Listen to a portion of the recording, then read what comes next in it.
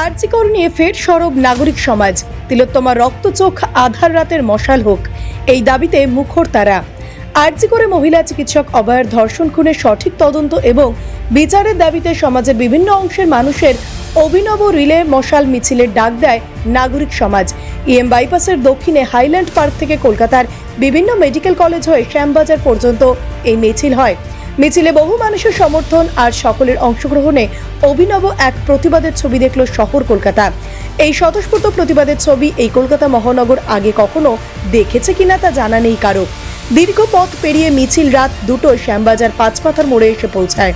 তিলোত্তমা রক্তচোখ আধার রাতের মশাল হোক, এই শপথ নিয়েই শেষ হলো নাগরিক সমাজের এই রিলে মশাল মিছিল।